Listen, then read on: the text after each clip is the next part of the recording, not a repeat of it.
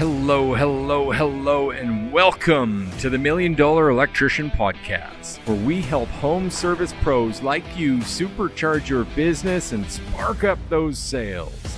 I'm Joseph Lucani, and together with my co-host, Clay Newmeyer, we're here to share the secrets that have helped electricians sell over $1 million from a single service van. Now, it's time for sales. It's time for scale. It's time to become $1 million electrician.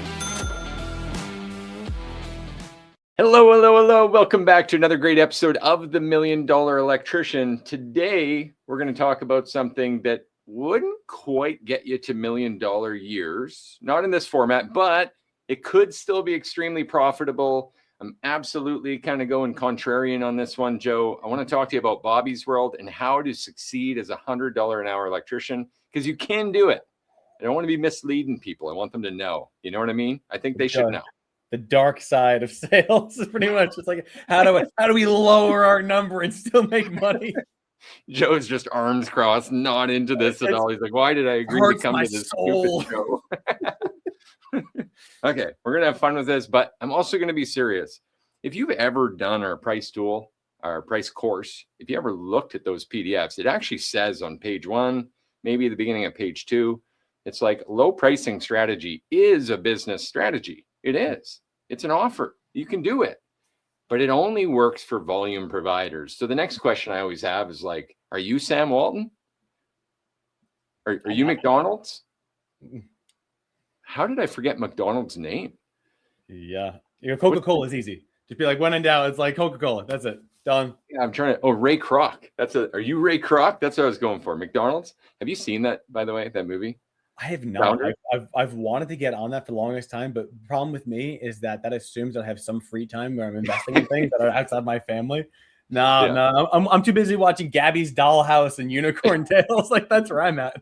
That's fair, man. Anyway, squirrel. But if you haven't watched Founder with the Ray Kroc McDonald's story, phenomenal movie, man. Learned just so much about business in that thing and cutthroat business, which is kind of crazy. Anyways. $80, $100 an hour, it can be done, but you have to work backwards on this one. Mm-hmm. We'd have to look at, okay, volume, sure, but like what kind of volume? If you know, when I drive anywhere between 15 minutes and half an hour, I mean, what's the price of fuel where you are right now for a gallon of gas? So we're over $5 at this point. Yeah. It's pretty rough, but I mean, there's also other places like California was over $9. Right. Now, I haven't been to the supply house in a bit, but I'd imagine they're seeing some knocks too. Mm-hmm. Everything's going up, not down. That's the point. There's inflation all around. So the reason we call this Bobby's World is you kind of have to become a Bobby. You have to become a Bobby as an electrician. And I don't know if you guys ever remember this cartoon of Bobby's World. It was like a Howie Mandel thing, but little cartoon Bobby rode his little tricycle around. And this is where, sure, it gets a bit fun, it gets a bit jokey, but there's also some real stuff here in this conversation. Here's how to do this and crack it wide open. If you can get a full city blocks to agree that you will be their service electrician, mm-hmm. and you literally position yourself in those blocks so that you could ride a tricycle around, basically, a little, even a e-van. Electric bike. Little electric bike you got with towing a trailer behind you. Yeah, it reminds me. I used to work in this facility a lot, big gas facility, and we would do turnarounds every year, which is just like go do maintenance. They shut the place off. Everyone does a bunch of work for a month. And there's all these guys on tricycles, like all the electrician, all the instrumentation guys are on tricycles with their tool pouch and their parts and a little wagon they can pull behind on a little, like if you could approach service that way, you could actually do some real damage, even at the $100 an hour, because your costs are so low. Assuming you have that, assuming you can get materials delivered and or have a little store of materials where you only do a parts run kind of once or twice a week. We're going to have to garage here, Joe. Yeah, like the way I'm envisioning this is like, you know, all right, you got your house, and in their garage you got like a little garage that you're like, dedicated, this is my space, this is where I'm putting my materials. I got my e-bike plugged into a 120 volt outlet with a little trailer behind it, and I go left and I see clients' houses. I go right, I see client houses. I'm like, all right, Mr. Frosty thing comes on, like the ice cream truck, I'm just driving, people waving, going, I need outlets changed. Yeah, that's man. how I see this envisioned kind of thing. Little bell, little ring on your bike there. Keeping it real simple, obviously, and running a program like the Good Neighbor program, or as people have called it, the Cloverleaf. So every time you stop at a house, you definitely talk to the neighbors. They all know you. You knock, you say hi. Heck, maybe you help mow the lawn or some other stuff while you're at it. Like you're a full value added practice and service provider. It's very much more of like a strata handyman kind of position. Does that make sense? It does, like a pseudo handyman kind of thing, where you provide value, you provide customer service, you can offer reliability, but they know what they can expect from you. You're going to make your rounds at this day per week. This is what I'm going to do. And I just got to sit outside and wait for the ice cream truck to come. This is how you do it, man. If you can lock in that value strategy, right? And if you watch, even guys, you could do like the business breakdowns with Hormozy on YouTube, and he's looking at, oh, here's a garbage truck company. How do we make him profitable? Well, it's the same strategy. Hey, we need as many people in as small a range as possible. That's how you scale a low price service in a very competitive market that is clearly commoditized. Mm. But the thing is, even if you do this, Joe, do you know what the next danger is? I'd be a flat tire at this point. so many things it could be. That's good. But imagine if you actually unified, I don't know how they say it, but like a working union. Mm-hmm. If you actually get that group of people together and you lock them all in, then what's to say the next electrician doesn't come by with his tricycle or little electric van and just start turning the heads his way and saying, oh, well, I'm just going to do a little bit more for a little bit less. And this is the bigger problem that leads us out of the joke and back into the real world, which is it's a race to the bottom.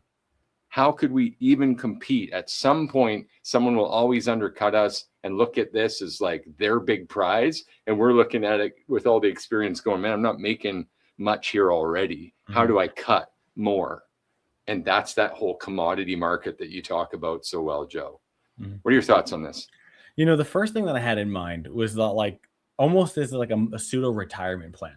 You know what I mean? Like the electricians who's like, you know what? I've ran my van. I know what I'm doing. I've done commercial, industrial. My knees pseudo work. I got robotic knees at this point. My back's been straight now with some titanium. You know what? I can go run these calls. I know these neighbors. They know me.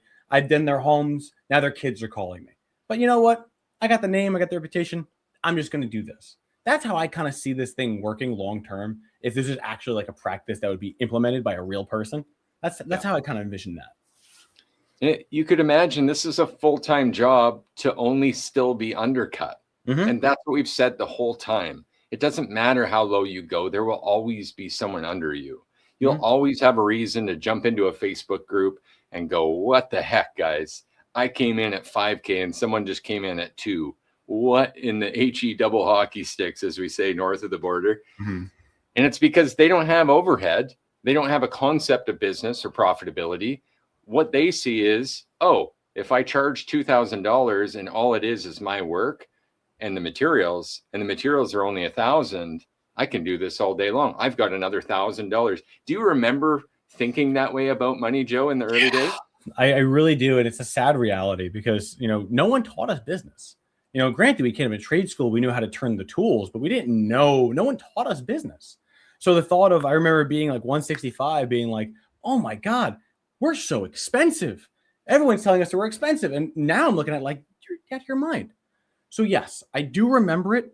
But the funny thing that comes out of all of it is that if you really try to look at it on a side by side, your overhead has to be next to nothing. Like, okay, I don't have a shop. I'm working out of my parents' garage. Sure. I don't have a van. You know what? Why? I bought a $2,000 beater. That's all I needed. I don't care if it falls off a cliff. It doesn't matter. I paid in cash. Like that kind of mentality of, I'm just going to take this little bit of money, I'm going to stack it, and this is side money. That's what I can see someone looking at and saying, okay, I need this much by this time with this much effort. I can make this work. This isn't a feed my family. This is buy the next, sub to my car. You know what I mean? Like that's what I'm looking to do. Yeah. Heck, reduce cell phone bill and get a big expandable Cobra set of radios. Give everyone the frequencies. Yeah. And let them call you on the mic to continue that joke. Yeah, it's such a problem though. And really this all comes back to like, okay, well, if we can't do that, then what do we do instead? And I just did a interview recently with Josh Fultinsky in Australia. And I love this interview, Joe. I wish you were there for this one, but I know that you'll watch it. You'll get to hear Josh's story at an even deeper level. But one of the things that really stood out is he's like, and he's Australian, so I had to stop saying man and start saying mate. So I'll use that reference here too and say, he was like, mate, I just work alone here, but I just had my first $70,000 month and I have time left. That's because I've appreciated myself, not in the sense of like, oh, you're a good mate, but like in the sense of I've appreciated my value by doing more for people than I've ever done before. And even though I'm charging way more than I ever did, like 3x more for this individual, right? He's got 6 kids at home, a wife he loves, really cares about, right? And finally, he's had a company in the past and it just about wore him thin to the breaking point. In fact, I think he did say his first business failed. He took years off. And when he saw the signs to go back into business, it was terrifying for him. Terrifying. Like he was praying to God and saying like, you've got to be wrong. This isn't it. This can't be it. I did this. And he made a reference of, I think it was the fisherman story. Was it Joseph? I'm not the best. Which fisherman? If it's biblical, I could probably help you. Yeah, it was a biblical reference where Jesus told him, we'll cast a net on the other side. Peter. Yep. Peter. So yeah, cast the other side. Yeah, great reference. And he just said, okay, I've got to cast a net on the other side. So he just took another look at it and just said, I have to do some things different. And what he really did was appreciate himself. And now we've got a guy that's like, well, I could build this company up, but this is pretty cool too. Even though he still does everything, everything's good. It's better than he's had. $70K a month, and he's got time left over to spend with the kids and the wife, home for dinner on time, weekends off. Just an incredible position. So the question we all have to ask ourselves out of this episode is, do we want to be Bobby or do we want to be Joshy, right? Do we want to be the guy with more time, money, and happier clients, even though we couldn't serve everyone? And I think that's what gets a lot of electricians, that idea of like, I can't let them go without trying to do something for them. Do you remember that, Joe? You know that feeling I'm talking about? I remember, and actually I can remember a specific moment when it terrified me. It was, I think, our first or second year. We just got into summer, but because we were so new, we'd had the reputation not yet. And we took a Home Depot kitchen, or like a kitchen renovation on. And we're like, we have to take this job because it's the slow season. We're going into spring and nothing's coming. So we took this job. And the problem is that the job just stretched forever and we couldn't get out of it. And we were turning people away because they were calling us from these profitable projects, but we were so locked in, we couldn't do it. And we're pulling our hair out like, oh my God, we should start working evenings. Let's start getting the mornings. Let's start working the weekends, because we're trying to serve everyone. And that was the biggest downfall. I needed to serve the right person at the right time for the right price. And then it's an honor to have a project drag out because you've already priced accordingly. Yeah. Compared to, I underpriced it and I have to turn away profitable work at the same time. 1000%. Man, I remember doing work for free, thinking I was like adding so much value to a relationship that was going to pay off somehow. Right? Like literally, here's a couple hours of work. You know what? This one's on me. And the biggest reason for that is how low my rates were at the time. It was incredibly embarrassing. And the guy was even like, I'll pay you. It's okay. It's okay. No, I want to do this for you. And there was reasons for it. Like he owned a vineyard. You have many, many guests there. He was right down the block from me. It was this similar thing. I was trying to be a Bobby. Like I could just spider web out from this if I just do this one good deed. Yep. Go ahead, brother. Let me know. No, I remember this one situation. It hit me like a bolt of lightning. I had the same mentality. I remember the first pool. Now, I hate pools, but this is the starting of hating pools. We had underquoted it because I did what the customer asked for, but we didn't account. I think either we didn't account for the bonding or a certain amount of material that went into it. So we gave a number, he approved a number, we started it. And not only did we miss the pricing model we were supposed to, we weren't even close to the price point we were supposed to be, but then the job lingered because like we hit slate as we were digging the trench. So it turned out to be a 3-day pool install above ground, 3-day pool install. And the total net profit we made for 3 days was $50. Oh yeah. And I remember this client being like, in my mind, I'm like, you know what? I would tell my partner, I was like, it's going to be worth it because he's going to tell everyone about us and we're going to be great. And he did. And every client we got from him was a hoarder, or they had their house smell like cat piss, or they were negotiating price because that's what he was selling. He's like, you got to get these guys. They are so cheap. And that's what we attracted, unfortunately. So the investment didn't pay out. I was going to say, I mean, no offense by this, but you got everything you asked for. I guess so, right? Right. Work for cheap people and ask them to tell all their friends. What happens next? All the cheap calls came in and they were like, I remember him being like, well, listen, I sent you over all these calls. Like, it doesn't seem like you want to work with any of them. I'm like, I had to hold my nose. Like there was a cat literally pissing on the counter next to me. Like I don't want to change the outlet anymore, man. I'm sorry. Oh man, I'm so proud of you for getting over that phase. I'm glad you made it out, Joe. And I'm glad we got to do this now instead. That wraps up. That's all the time we have for today. This is a nice, short and sweet one. Guys, I want you to answer this question below, whether you're on YouTube or anywhere else that you're seeing this podcast. Are you a Bobby or are you a Joshy? Just answer that down below. One word, Bobby or Joshy. You heard it here first. Joshy doing 70K on his own. Bobby trying to do $100 an hour for many people, be full-time, overworked, underpaid. Which one do you want? Which one are you headed for? All right, Joe. Any closing comments, brother? Just want to say, as always, it's an absolute honor to serve you guys. And I love being able to teach you from experiences to not take. I don't want you being the guy doing 3 days of pool install for $50. So learn from our mistakes. Let those mistakes guide you to a better path and may you be blessed going forward. Absolutely. Don't forget to check out More to Give, Joe's show on YouTube, where he's going to lay out all the best options, real presentations, and all the best and newest technology to increase those options bigger than ever before and get some yeses with them. God, that's good, right? Great information. And my show on Fridays, RTFM, read the fucking manual. That's going to help you simplify your business, understand the bigger picture to this, and kind of relate it to electrical theory and some way electricians can really have breakthroughs from. Can't wait to see you guys there. Have a great week. We'll see you next time. $1 Million Electrician. Take care, friends.